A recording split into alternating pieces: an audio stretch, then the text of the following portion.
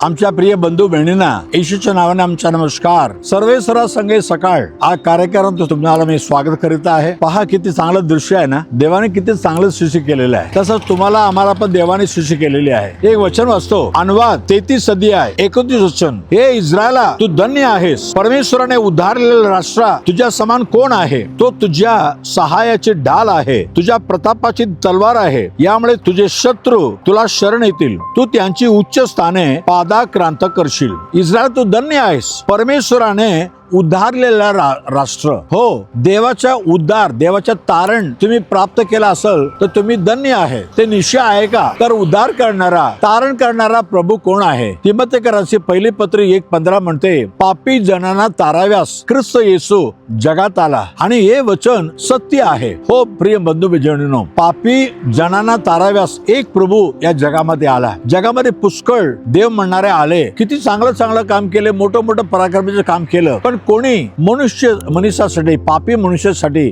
आपला जीव द्यायला पुढे आले नाही. पण येशू ख्रिस्त आमच्या पापाकरता, बायबल म्हणते कीर्तकारांची पहिली पत्री त्याच्या 15 अध्याय 3-4 मध्ये देवाच्या शास्त्राप्रमाणे ख्रिस्त येशू आमच्या पापासाठी मरण पावलं, तो गाडीला गेला आणि तिसरा दिवस तो जिवंत उठला देवाच्या वचनाप्रमाणे. हो प्रिय बंधूजनो, मनुष्य जातीच्या पापापासून तारण्यासाठी स्वतःचा जीव येशू ख्रिस्ताने अर्पण केला. तो वधस्तंभावर खिळलेला गेला, मारला गेला, गाडीला गेला, पण तिसरा दिवस येशू जिवंत उठला. आज पण जिवंत प्रभू आहे. त्याच्यावर विश्वास करा, त्याच्याकडे पापाची क्षमा मागा, तो तुम्हाला क्षमा करेल, तुम्हाला तारणाचा, उद्धाराचा निश्चय भेटेल. मग तुम्ही धन्य असणार, तुम्ही आशीर्वाद प्राप्त लोक असणार. सर्व आशीर्वाद तुम्हाला स्वर्गाचा, या पृथ्वीचा आशीर्वाद भेटेल. चला प्रार्थना करूया. पवित्र देवबापा, धन्यवाद. देवाकडून उद्धार पावलेलं, तारण पावलेलं मनुष्य धन्य आहे असं वचन म्हणते. पण तारणारा एकच प्रभू, आम्हाला पापापासून, श्रापापासून तारवायला एक प्रभू आला, येशू ख्रिस्त. त्याच्यावर विश्वास ठेवणारा पापाची क्षमा भेटते. हा तुझ्या वचन ऐकून ज्यांनी सांगितलं, येशू माझ्या पापापासून मला उद्धार कर, तारण कर, त्यांना उद्धार कर, तारण, त्यांच्या मनामध्ये शांती दे, जीवनामध्ये आराम, आशीर्वाद दे. येशूच्या नावाने मागितो म्हणून ऐक प्रभू राजा. आमेन, आमेन. God bless you. देव बाबा तुम्हाला आशीर्वाद करो. उद्या सकाळी